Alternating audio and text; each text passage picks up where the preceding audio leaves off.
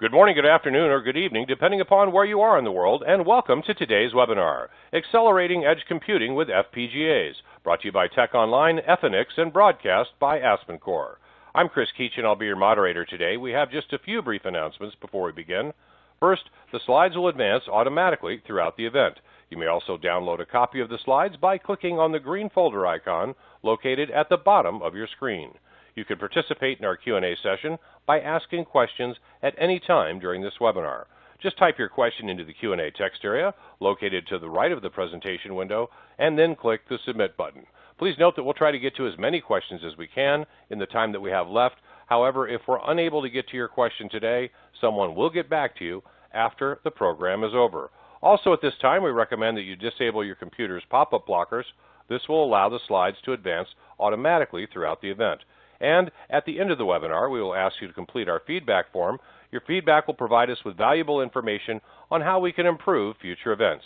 You can also launch the survey at any time by clicking on the red survey button at the bottom of your console. And if you're experiencing any technical problems, please type your issue into the Q&A text area, and we will be glad to offer one-on-one assistance. And now on to the presentation, Accelerating Edge Computing with FPGAs. Discussing today's topic is Roger Silloway, Sales Director, Efinix Incorporated. Roger Silloway is a 25-plus year veteran in the technology industry with a thorough understanding of engineering product design cycles. With over 17 years at Lattice Semiconductor, he also understands the value that programmability and FPGAs bring to system design. It's with great pleasure I now turn this special session over to Roger to begin. Roger, take it away. Thanks, Chris, for the kind introduction, and thank you all for attending this webinar, taking time out of your busy lives to listen to what we're presenting here. I look forward to future engagements and opportunities to speak with you further about Efinix and your needs as you develop your products over time. The agenda for our seminar on accelerating edge computing with FPGAs is as follows. First, we'll discuss edge computing, what it is, and how edge computing relates to cloud computing. We will also look at some of the trends and requirements that are driving the interest in edge computing today. Next, we will look at FPGAs as a solution for those edge computing needs and how FPGA technologies can be advantageous to solving those edge requirements. Following that, we will review the Efinix FPGA solutions, specifically the disruptive Trion family of FPGAs and our quantum technology, and show where these devices are optimized for specific edge computing applications. Lastly, we will cover a few use cases for Efinix FPGAs, followed by a question and answer period as time permits. Let's start our discussion with cloud computing so that we can contrast it with edge computing. In cloud computing, data is gathered from many locations and is fed into a centrally located system that holds the data. Any analytics and/or computing is done there using large-scale systems. The individual data streams are pushed up through these various connectivity networks, depending on where those edge devices are deployed, what those edge devices are, the data size, and the speed at which they're gathering data. The connectivity medium may change node by node, and the networks may be public, private, shared, dedicated, depends on each need. In this model, there are costs involved with the connectivity itself, meaning the size of the pipe to pull all the data from the edge and then get it to the cloud has an inherent cost. The more data there is, or the faster it's being gathered, the bigger the pipe has to be. This generally drives costs upwards. If we're talking about simple sensor data, the connectivity may not be an issue. But if you're gathering video data, there can be further bandwidth challenges and concerns. Ultimately, there is a cost associated with getting all the data to the cloud and storing it there. Cloud computing also has an associated lag time or latency involved. You must gather and transmit data to the cloud to perform the computations, potentially pushing results back down to the edge device for action there. Each step has an associated time delay, as nothing is instantaneous. That lag time can also have some variability to it, meaning that it's not always deterministic. The process depends on the connectivity type, the relative geographic relationship between the edge device and the cloud server, and the actual cloud computing time itself. Some of these resources are shared, which can also cause some variability in the results. No matter how the latency or variability forms, the result's the same. Application performances becomes degraded, or can become unusable. Modern applications and architectures, including the cloud, are becoming increasingly sensitive to latency, as apps require real-time communications between the client and the server. Any slowdown or disruption in the service is abundantly clear to the end users. To address some of the latency problems, a hybrid form, sometimes called the fog, has evolved. In fog arrangements, data centers are distributed over a wider geographic area to help minimize some of the networking time to get to the servers. Lastly, security issues may be of concern in cloud-like environments.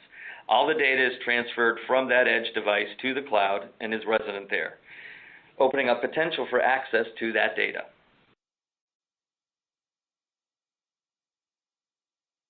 Now let's look at the edge computing and how it fits into the overall hierarchy. Edge computing, as the name denotes, is when computing happens closer to where the activity is. It is computing that is physically located in proximity to the source of the data that is being gathered, rather than pushing all the data to the cloud for computing. They are essentially co-located. Edge computing is not really application or device specific. Many and any applications can take advantage of the capabilities that edge computing brings. Edge applications can occur in smart factories, smart cities, smart homes, smart transportation, smart consumer. Really, any and all applications may be applicable. There are some application characteristics that may play better in the edge versus in the cloud, though, and we'll discuss a little bit of those characteristics later. To accomplish edge computing, you must include some level of processing functions in that edge device that is gathering the data. Today, smartphones and many other mobile devices already do some level of edge computing or processing. Edge computing can vary in the amount of computing done locally. The amount of local processing is determined by the application itself and other application-specific variables. For example, some applications may only perform a portion of the required computing. Then those pre-processed results are pushed to the cloud or other computation nodes for further algorithms or analysis. In other cases, all the analysis is done locally and only results, if any, are passed on. In these cases, the data is gathered stays local, keeping it very secure. Sometimes there are many edge devices that are co-located. All those edge devices could be directly connected to a local aggregator that does some of the edge computing. In this hybrid case, the edge analytics system, the aggregator, is still geographically local, but the computing is shared over a large set of input data devices.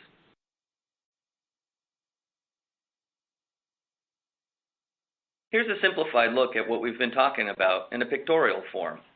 Cloud is very disconnected from the data collection and potentially requires the most bandwidth and has the most latency. Fog attempts to solve those cloud problems by moving computing somewhat closer to the data gathering. It still has bandwidth and latency issues, albeit lessened. Fog may be closer, but it's not local. Edge processing happens locally and the results are sent on, or data is pooled for local processing and then results are sent to the cloud.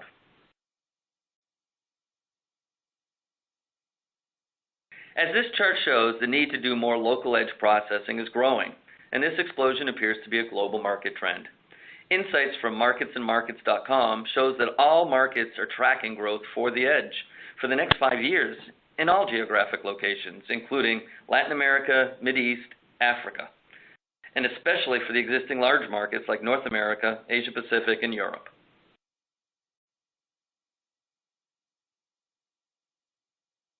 As we saw in the previous slide, the growth towards edge computing is a worldwide phenomenon. And now we'll discuss some of the reasons why that growth is happening. Mainly, the need for edge computing is coming from the perceived challenges faced by cloud computing. Let's talk about what we see as some of those challenges. Bandwidth. The bandwidth challenge is dependent on where the edge device is and what amount and speed of the data that you're gathering. The challenges lie in the interconnect strategy to get all those devices up to the cloud and the performance needed to do that. Cost. There are several points in the signal chain that incur costs for the cloud model. There is the actual connection cost to move all that data to the cloud, involving fixed and variable costs. These edge applications are commonly always on, which will drive variable costs, as they're continuously pushing all the data up through the pipes. Lastly, once all that data gets to the cloud, there's an associated storage cost for it. Latency. Nothing happens instantly because time is needed to get the data from the edge over the connected network into the cloud data center, computed, and then potentially back down the network to do something at the edge. In some cases, that lag, induced by data moving to the cloud and then computed, may be beyond the acceptability for your application. There also may be some level of variability to the lag, as many of the resources could be shared. Security and privacy. Once the data is moved beyond the local edge device, there's potential for data to be insecure. The type of data may drive a desire to avoid any potential theft or manipulation. Particularly sensitive data such as faces, people, medical information, etc., may drive more edge computing analytics for security reasons. When you compute at the edge, you have more control of the process. The computing is done locally under your system's complete control, and it is more deterministic because nothing is shared. The computing also happens faster without the connectivity and computing lags you have in a cloud computing environment. Applications such as self-driving transportation may have requirements that make cloud computing options challenging. In some extreme applications, for example, devices in places that are geographically remote, there may be very limited ability, if any, to connect, which obviously drives you to an edge computing methodology. Finally, when data is retained at the edge, it isn't transferred over any networks or to the cloud, making it inherently more secure.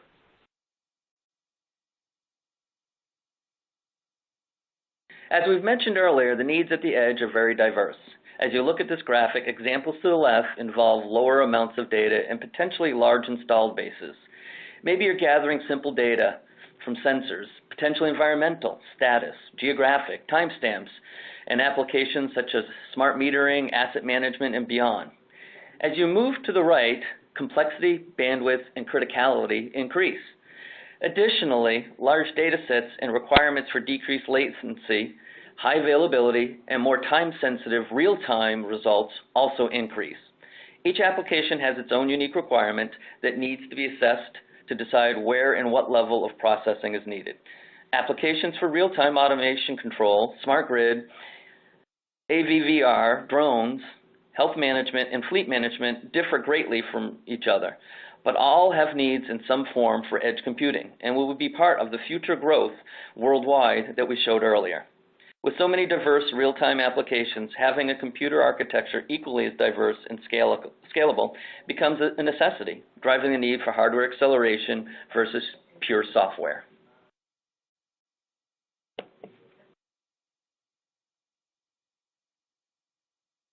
Edge devices are not without their own challenges, and many architects and designers are looking for the best solution to optimize pure edge computing and edge aggregation computing. These challenges are the five-headed beasts of cost, performance, power, physical size, and changeability. Changeability meaning scalability, flexibility, and upgradability. These are the traditional whack-a-mole challenges where optimizing for one characteristic may create problems for one or more of the other ones. System-level decisions need to account for all these criteria to some level, although different applications and use cases will obviously have their own rankings of importance. Let's take a look at some of these challenges in a little more detail. Cost. As a pure edge device, the cost associated with each node is not shared. It is a cumulative cost, so whatever cost is associated with that node is multiplied by the number of nodes you need.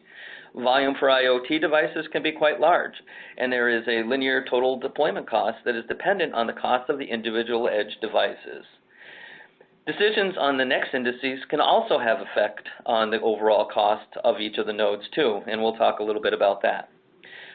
Performance. What level of performance is necessary to accomplish the computing and the analytics that you need locally? Also important, what is the frequency of the data gathering and the computing itself? What I mean by that is it an always-on application, gathering data and performing analytics at all times? Or is the application time-stamped to only gather at specific times, or perhaps it is a local or a remote trigger that's affecting the time of gathering? Power. Many edge devices do not have access to unlimited amounts of power. The device may be battery-powered or using an alternative power such as solar or wind or something else, instead of a typical wall power. Understanding what power levels you have and potentially how and when you have access to that power may further define your architecture. Size. The actual size of your edge device further defines your choice for edge computing components. Many edge devices tend to be physically small, which restricts what the components can use. The limitation can affect multiple decisions as battery, computing architecture, costs, etc. Scalability, flexibility, and upgradability. Many nodes may be similar, but have different performance levels, potentially defined by more challenging locations. Having a solution that provides some scalability allows reuse in slightly different capacities. Edge computing is a young and growing market. It is changing and evolving. Having a core design that is flexible enough to interface to many sensors or data types lets you reuse that core design and easily port it to another use case with minimal effort. Many edge devices are deployed in locations with limited accessibility, so being able to remotely drive upgrades to the system and compute device is helpful. All these challenges affect decisions about your computing analytics solution architecture.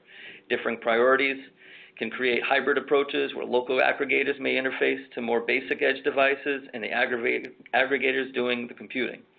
This is still edge computing. The data is still being processed locally, but this multi-level approach can be a better solution for your price, performance, power, and size equation.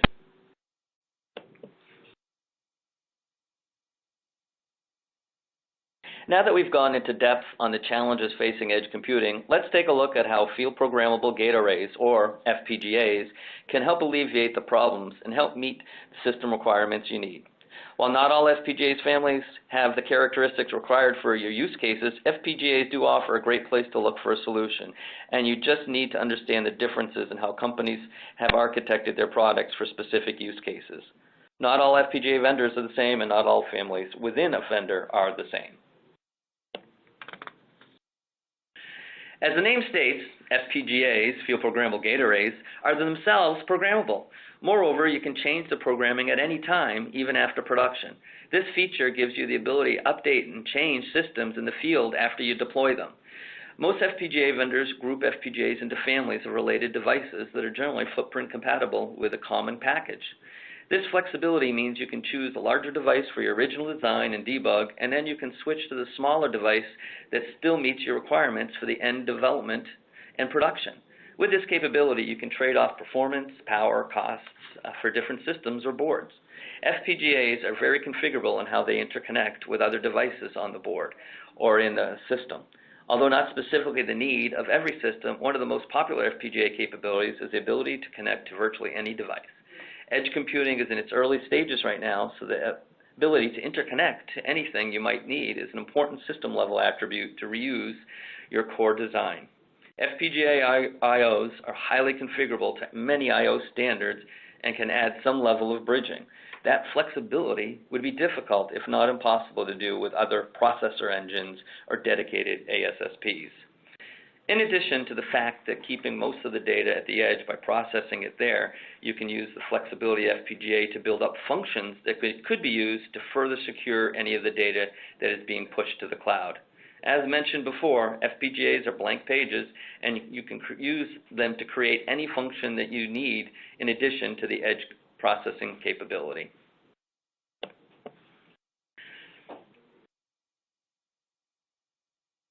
CPUs are sequential processing devices. They break up an algorithm into a sequence of operations and execute them one at a time, serially. By design, the FPGA architecture is highly parallel, and the processing functions and memory units are all accessible in parallel at the same time. With this parallelism, you can accomplish a lot of processing concurrently. An FPGA might be able to process a particular function in a single stage or a handful of stages. In contrast, a typical processor takes multiple sequences to do the same function using its arithmetic logic unit. Additionally, FPGAs have multiple DSP blocks and large amounts of onboard memory. You can do a lot of processing while still on the chip. Keeping the pipeline full and processing the chip on the chip is faster than going off chip. A custom hardware solution, whether in an FPGA or some other form, presents the opportunity to unroll the algorithm so that each part of the process is done by a dedicated hardware section arranged in a pipeline, much like an assembly line. The graphics here gives a simplified view of the concurrency advantage of FPGAs over software-oriented processor solutions. The functions of R1, R2, R3, and R4 in an FPGA can be accomplished and computed all at the same time, whereas in a typical processor-like solution would have to compute those in a serial fashion. A dedicated hardware logic approach can actually be a more elegant solution than a processor engine and some code. Many edge applications are always on, gathering data, computing, and acting on it. Some devices that may be considered low power utilize a sleep mode. Although it can be good, sleep modes don't often work well for always-on applications, which are common in the edge computing. FPGAs, on the other hand, if designed specifically for low power in mind, can deliver low power while always on. FPGAs can use their parallelism to slow the internal clock frequencies compared to other approaches. The lower clock frequency is associated with lower dynamic power. It is important for you to look at the power characteristics of each of the families, though, as each FPGA has been designed with specific applications in mind. Static and dynamic power vary from vendor to vendor and family to family, and even within families, so you want to look at those carefully with your design specifics in mind. Lastly, edge applications, due to their locations, can have size constraints. Some FPGA families have been designed with small die size to take advantage of many of the smaller BGA packages that are commonly available today. Smaller packaged devices usually have fewer I/Os to connect to the other components in the system, so you have to make sure that you have the ability to choose the smallest package size that still has the number of I/Os you need. FPGA power is also very vendor and specific to each family, so you'll want to confirm that the device you choose meets your needs. You should always prototype a board for a use case to fully establish reality.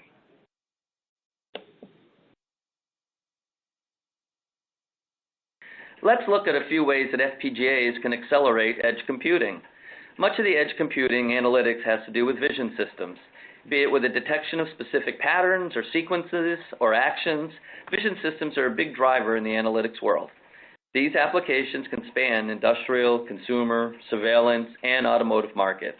They can be anything from a doorbell that recognizes a person is at your door, all the way to counting the number of devices that are moving through a production line, or even detecting that a human body is present in a building that is under an emergency. Systems that analyze and make decisions based on a video stream are an important part of today's market, and there will be more unique challenges as time goes by. FPGAs are very good at accommodating for those new requirements. Additionally, with the advent of more and varied self-driving machines, be it cars, robots, luggages, or garbage cans, the need to use vision systems to make control decisions continues to flood the market with new, ever-challenging applications. These vision use cases will continue to add new requirements to power, performance, package, and price. In general, FPGAs do a good job at video processing. The parallelism helps you perform actions concurrently, which allows you to tighten up any processing loops to optimize the system latency. Also, with all the resources, you can create internal bus structures of various sizes for video processing optimization. Lastly, the flexibility of the FPGA I/Os allows you to interface to many devices natively, so you can have very integrated designs to address power and space challenges. Vision sensors use a variety of I/Os themselves, so flexibility there is really important. Lastly, FPGAs have large levels of embedded block memory and many DSP blocks available for processing and/or coefficient storage, which can be valuable in any AI inferencing applications. A number of edge computing applications benefit from acceleration. For example, convolutional neural networks, CNNs, a type of AI inferencing applications, involves a lot of matrix multiplication operations that are very computational intensive and are very good candidates for compute acceleration inside of FPGAs. In applications that need to capture high-resolution images and videos from sensors and transmit them over a network to a cloud server for analytic operations, the images and videos may need to be compressed to reduce that bandwidth. In these cases, compute acceleration can come in handy. In applications that involve sensitive data, the information has to be encrypted before it's sending over a public network. Advanced data encryption algorithms can also be computationally intensive, and compute acceleration there could be helpful too. There are scenarios that need to aggregate data collected from multiple sources and send it over a single transmission medium. These examples are sensor hubs in an IoT application, data trunking in network applications, or video trunking in big data analytics applications. Most of these applications require high speed and low latency operations, and they are usually accelerated by dedicated hardware. It is common for edge applications to convert data from one format to another in real time, especially when the data comes in at very high speed and has low latency need. In this case, the mission can only be completed with acceleration. Usually conversion is required to connect hardware that produces and consumes data with different expected formats. say converting video inputs from MIPI to HDMI or maybe HDMI to DisplayPort, etc. Besides vision sensors, other sensors can also be in play, such as environmental, audio, or vibration sensors. Each sensor will drive its own need for computing or acceleration locally. As we have shown here, the functions at the edge for edge computing will vary from application to application. They are also very diverse.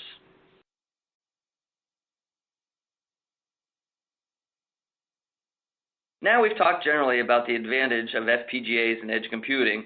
We're going to introduce Efinix's unique programmable technology and discuss how it can help solve some of your problems in edge computing applications.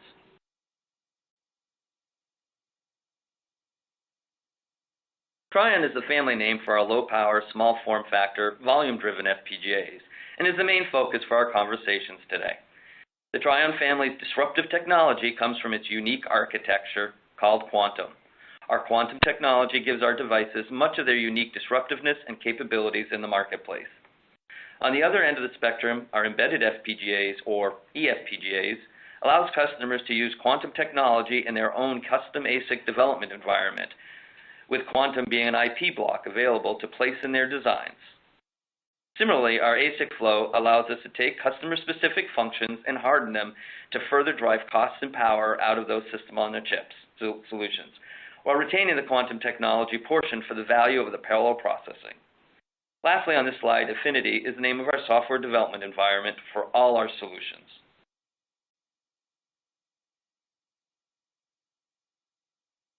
Now let's take a closer look at our quantum technology. The basic building block for any FPGAs are the logic elements and the routing fabric that connects the logic together. When creating an FPGA, once the logic element design and your fabric routing is chosen, it is spread across the die and uses space and power, whether your RTL design actually uses it or not.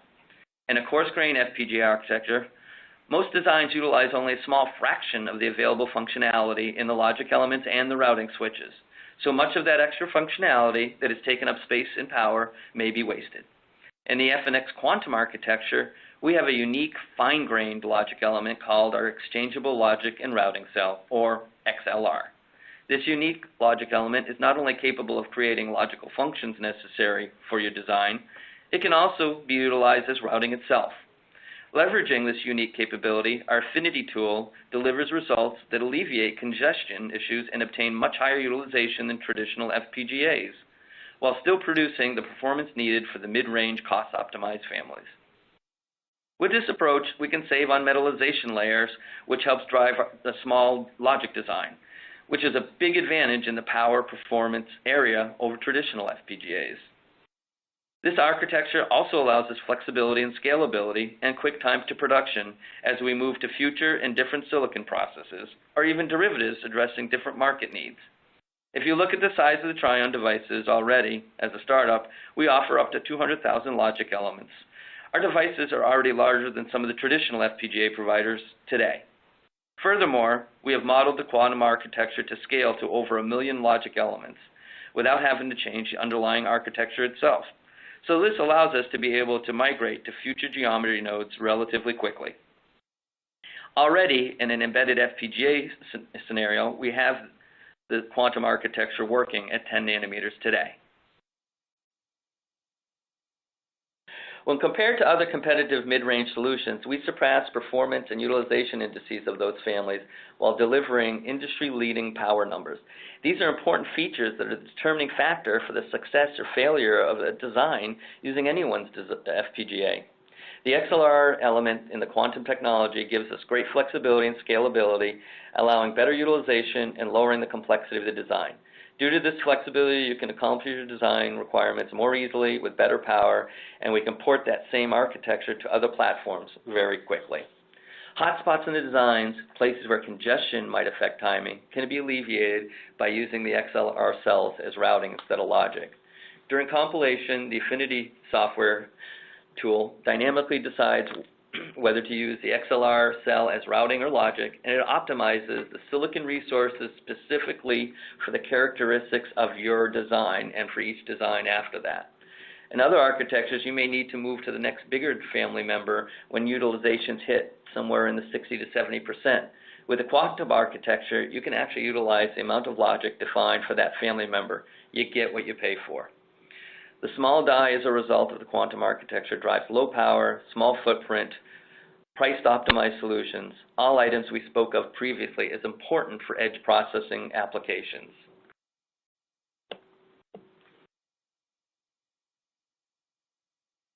Now that we have seen and understand a little bit more about the quantum technology and our unique XLR routing cell, let's take a look at what's inside the Trion products themselves and understand a little bit more of the details involved in this family of FPGAs. Our devices range from 4,000 logic elements to 200,000 logic elements and are based on a high-volume SRAM process. The Trion devices are rich in features, including embedded memory blocks and 18 by 18 multiplier blocks. These, as we will discuss later, are very important in some edge processing applications and, of course, many other applications.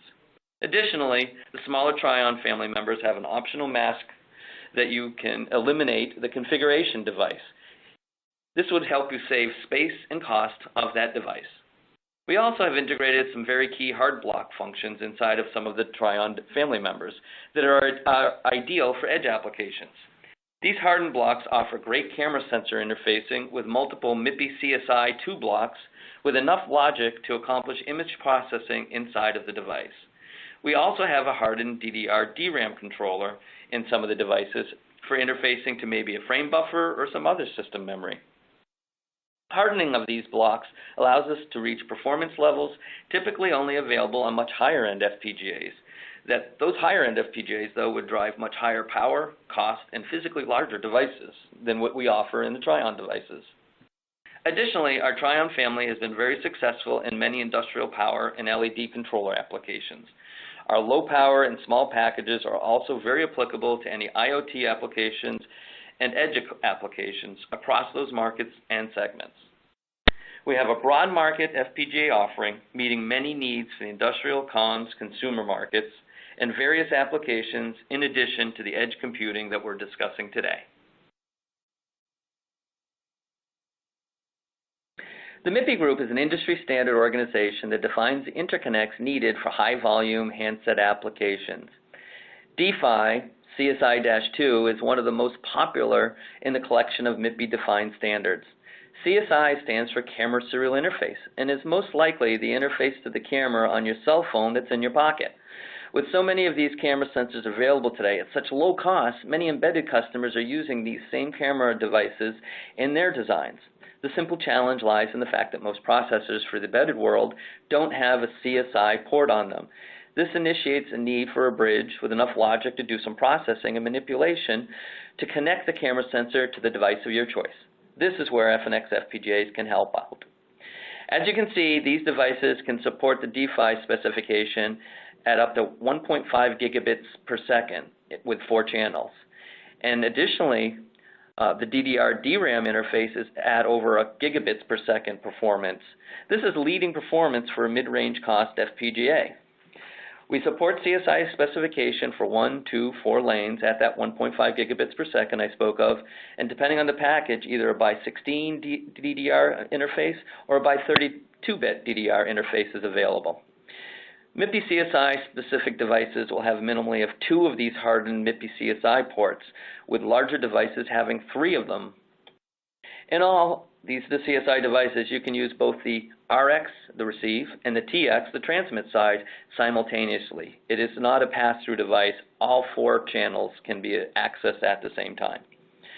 For edge applications and interface to CMOS imagers, having these integrated interfaces is going to be a huge value in power, price, and even the package size. The Affinity software is our internally created development suite. It supports standard VHDL and Verilog inputs and supports a traditional tool flow of design entry, mapping, place and route, timing analysis, bitstream generation, and programming. The tool has 2 parts, the interface designer and the core designer. The interface designer is where you define the IOs that you need for your design. You can also use it to set up the configuration for any of the hard blocks, such as the memory controller or the MIPI CSI hard blocks we spoke of earlier. The core designer is where all the logic functions happen and where you set up timing constraints and run the rest of the tool flow as mapping, place and route, etc. On the, on the bottom of this slide, you can see the general development flow, which is pretty standard flow for FPGAs. The tools are supported on Windows, Ubuntu, and Red Hat and CentOS. A 1-year license for the Affinity IDE is included when you purchase any of the evaluation kits, and subsequent subscriptions are $100 a year. The Affinity tool obviously understands our unique architecture and can optimize for it very early in the tool flow. The consequence is extremely efficient results. The software can accomplish 90% plus utilization of the defined logic elements available in that device.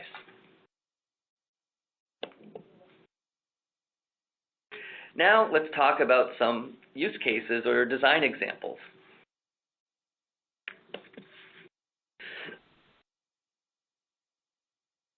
Our first example is a simplified remote camera.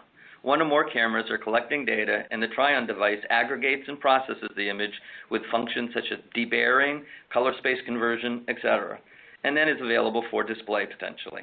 The Trion device may also make decisions on what data is stored locally, perhaps defined by an environmental statistic, and continually flushes unwanted data as time goes by. Depending on the specific application, low power, integration, and small footprint can be important attributes, and the Trion devices hit these metrics nicely, as we have discussed previously.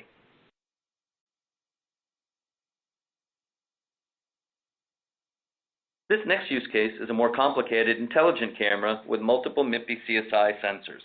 Again, the FPGA provides image processing with the debayering and color space conversion, as well as the audio processing. In this example, the FPGA runs an inferencing engine based on a neural network that's been trained by the implementer. Large amounts of internal block memory in the Trion device allows you to keep much of the activity on chip. But with our fast gigabit DDR DRAM interface, even off-chip interfacing may not be limiting.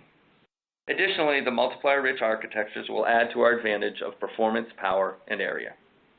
In this application space, the FPGA could do the processing using their own dedicated algorithm instead of inferencing engine. As we've discussed a number of times in this webinar, the value of an FPGA is that it's a blank slate for you to define the best way to solve your challenge. The FPGA can also accomplish additional processing like compression, such as H.264, video encoding, or can add a soft processor such as a RISC-V. Ultimately, you will want the system connected in some fashion, and that interconnect can be done inside the FPGA as well. The FPGA's parallelism, plus a large array of logic elements, multipliers, and on-chip memory, make this use case a perfect fit for the Trion devices. One application in the industrial market is collaborative robots. These use cases combine machine vision and robotics, both of which require low latency, high compute, and low power. These are all features that are in line with the characteristics of the Trion devices. The FPGA can implement an AI approach or a dedicated algorithm, as in the smart camera application. But this case involves real-time results because you're making decisions and driving control of the motors based on those inputs.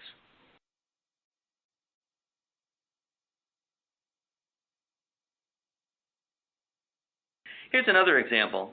Augmented reality and virtual reality products are smart devices that can benefit from FPGAs.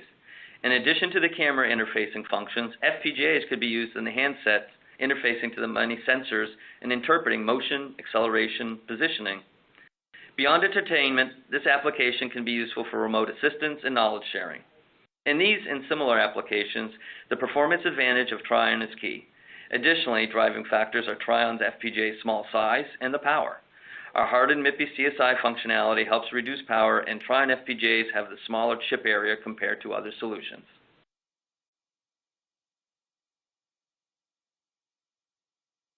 This last example is a smart home application, or more generically, you could just call it a smart life application. These products have camera sensors, environmental sensors, body sensors, motion sensors, you name it, with localized processing and connectivity. Power and small size are important attributes in these smart home, smart life applications, especially if they are wearable.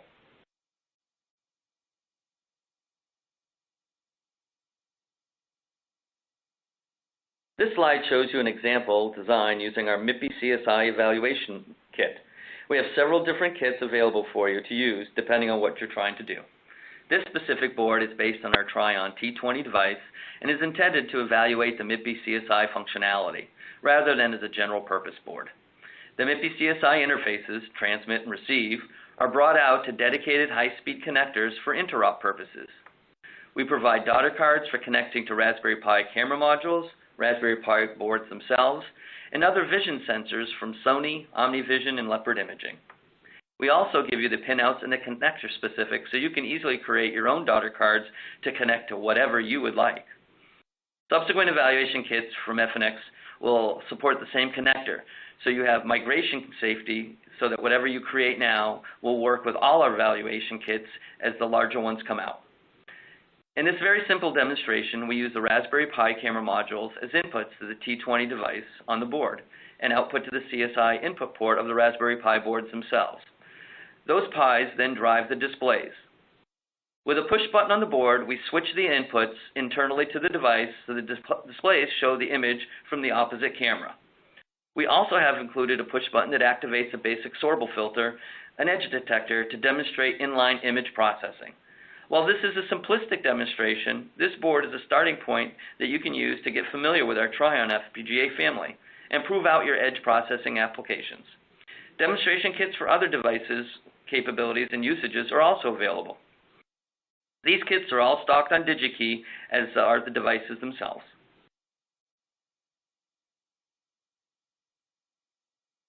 As we have discussed throughout this webinar, edge applications are diverse. There's a push to drive more processing to the edge versus the cloud due to the bandwidth, cost, security, and latency concerns. That shift is creating new applications and opportunities to use FPGAs as those edge processing entities. Always-on edge applications in general bring further challenges as they are deployed in very different and potentially remote locations. Getting a processing solution that meets your needs for performance, footprint, and power can be problematic, but the Tryon FPGA family can help you get there. We are especially effective when you are challenged in applications where you're balancing power, performance, and form factors. The revolutionary quantum architecture allows us the unique ability to be a leader in that power, performance, and area, and the integration of hard blocks furthers that leadership position. The parallelism of our logic elements, multiplier blocks, and large amounts of internal memory give you the ability to meet latency and performance needs of many edge computing applications.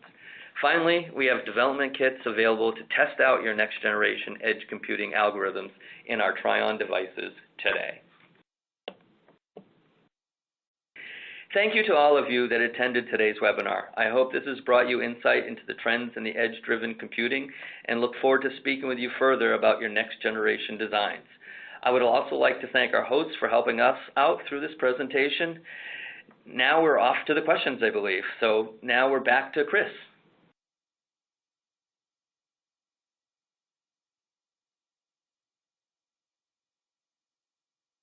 Thank you, Roger. As a reminder, please fill out the feedback form that will open up at the end of your show. At the end of the show, thank you in advance for filling out the feedback form. Your participation in this survey will allow us to better serve you.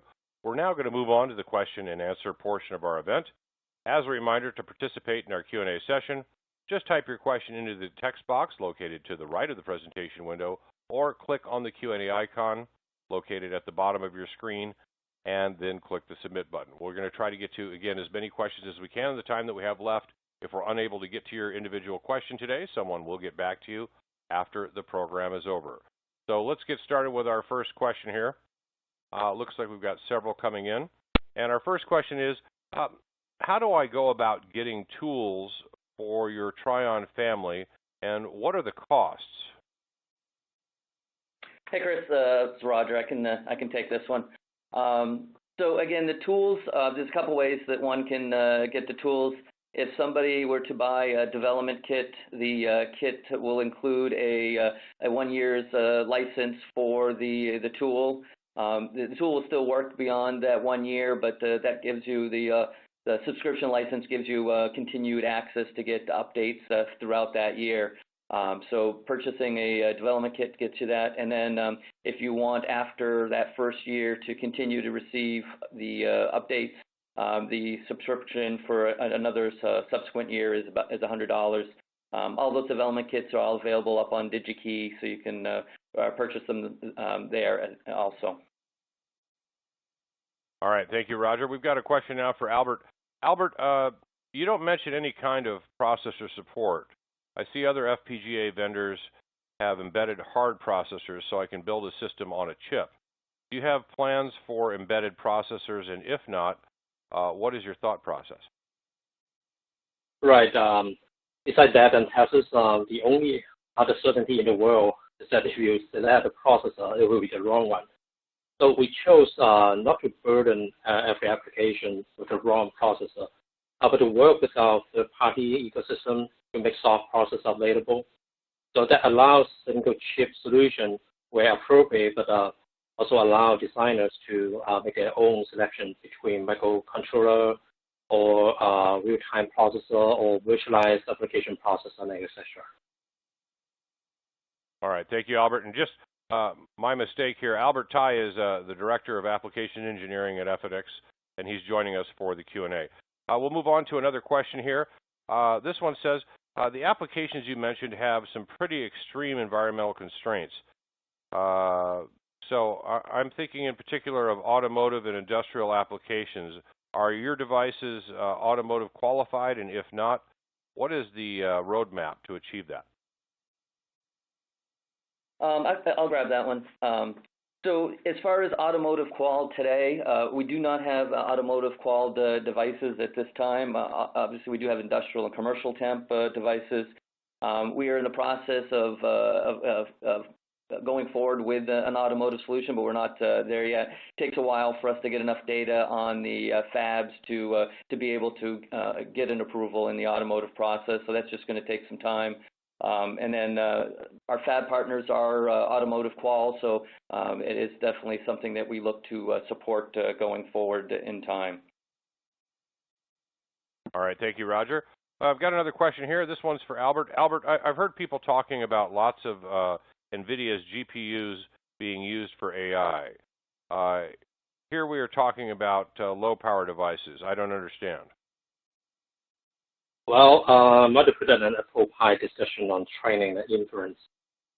There are many places in single chain for AI applications.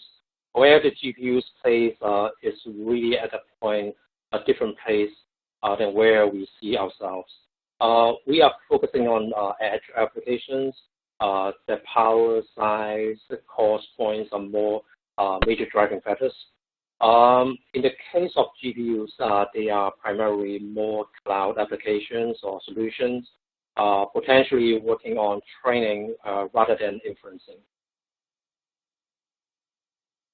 All right, thank you, Albert. We've got another question here for you, Albert.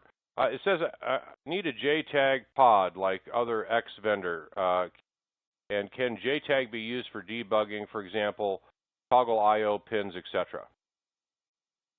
Yeah, that's right. We also support JTAG pod cable like the X vendor. So basically, we support the LTDI cable that can be purchased off the shelf. And we also have a debugging feature that can utilize this JTAG cable and work with this debugging capability. Our user can toggle the I/O and inspect internal register contents, etc. All right, thank you, Albert. We've got a question here for Roger. Okay. Roger, how can intermediate data look like, or what can it look like? So I'm guessing this refers back to the beginning of this seminar where we were talking about the edge compute and then doing some analytics on the edge and then taking data and pushing it up to the cloud. So that intermediate data really it depends on the application and what the user wants to do and accomplish. So I mean, I don't think there's really a set form or function there that's consistent. It's truly more application specific and design specific than anything. All right, thank you, Roger. Another question here for Albert. What hardware languages are used? We both support Verilog and VHDL, just like the other vendors. All right, thank you, Albert. And another question here that says, this one's for Albert, it looks like. What are the typical I/O requirements for your chips, and what are the maximum I/O requirements? I worry that our chip packaging will complicate our circuit board design and construction. Okay, don't worry. We support typical package specification, like on the board pitch. We support both 0.65 millimeter and 0.8, so it should be easy for PC layout. And from number of I/O perspective, the maximum package we can support is 576, which measures 16 by 16, and we can support up to 278 number of GPIOs. All right, thank you, Albert. We've got another question here now for Roger. The XLR cell is interchangeable between routing and logic. Does the user need to control that function, and if so, how? So the XLR is really kind of our special sauce inside of the logic element. That's that functionality that we can do, traditional logic and routing. But the good part of it is you as a user, you really don't have to worry about the partitioning and whether you have to make decisions on what each cell is going to do. The Affinity tool, right from the, since it's an embedded tool from beginning to end for Verilog VHDL inputs all the way to the BitGen and programming, including the debugger functionality that was mentioned by Albert earlier. The fact that the tool understands our architecture right at the beginning, it will kind of account for what it should do, and on a fit-by-fit basis, the tool will decide, what functions to use the XLR as, whether it's routing or whether it's logic, and then the next time you do a fit and you make a change, it'll decide again. So you as a user, you get to utilize this unique architecture, but you don't have to worry about how you control it or do anything. It's all done by the Affinity tool. All right, thank you, Roger.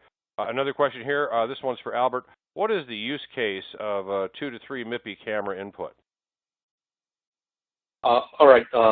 Actually, there are quite a lot of different applications that requires more MIPI input.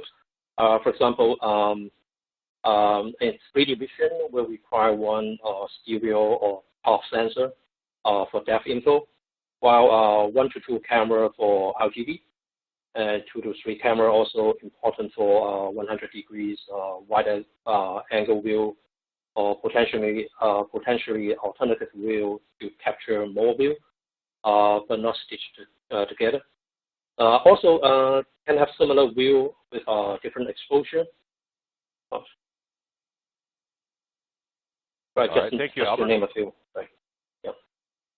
All right, thank you, Albert. I didn't mean to cut you off there. We're moving on to another question here for Roger. Roger, are you stating that Trion can fit into any kind of, into any and all applications for edge computing? No, again, so as we kind of focused on today, really where we sit is where you have a design that has potentially a power challenge or a small footprint. We are not the high-end devices. We basically are the where pricing, package size, and power are going to be required, and those are the ones that we're basically accounting for versus the being everywhere. All right, thank you, Roger. Another question here asks, what price points does the family cover? Yeah, I'll grab that. So again, it all depends on applications and volumes and such. But to give broad strokes on this, the smaller devices from Efinix are anywhere from sub one handful of dollars, a couple dollars or so, all the way up into the mid double digits. In range at this point. And again, if there's anybody has any question, obviously contact us and we can kind of work out specific pricing for you. All right, thank you, Roger. Another question here that says, how many clock generators are available? So currently, for the biggest device we already roll out, we support 8 PLL. So going forward, when we roll even bigger device, we will be supporting up to 10 PLLs. All right, thank you, Albert. We've got another question here that says, this one's for Roger. FPGA companies have come and gone, so how is Efinix going to be any different? That's an interesting question. So I guess, there's a couple points. So I think if you look over the years, and more recently, I guess, interest in FPGA technology and what it can do has actually increased a lot. There are more and more people that are realizing that potentially processors aren't the only way to solve customer and design issues. And people are kind of understanding now that FPGAs are a place that have a way of solving problems that may be more elegant than a processor. So with that, there are more people that are using FPGAs. You look at the other large companies that are making FPGAs today, and they've really driven to the high end of the market. Again, more in that cloud computing type of marketplace, and with really big, power-hungry, large, expensive FPGAs. And what that's left is a void in the marketplace in this mid-range, and that's what we're filling here. So we feel like there's an open place for our solutions. And again, customers are validating that. They understand that some of the other FPGA vendors are moving upwards in size, and that void is something that we're filling in. I think if you look at our investor community with companies such as Samsung, Alibaba, Xilinx, investing in us, I think that kind of validates where we are, and what we're doing is bringing some value to people. And I think things have changed versus looking at it in the past. And again, back to the XLR and the quantum technology, that's a unique capability that we've added that is giving us advantages that the other guys can't do. And we're being able to scale our technology with that quantum architecture really well, and be able to solve more and more solutions going forward. All right, thank you, Roger. Looks like we have time for one or two more questions. Our next question here, what are the maximum clock rates supported?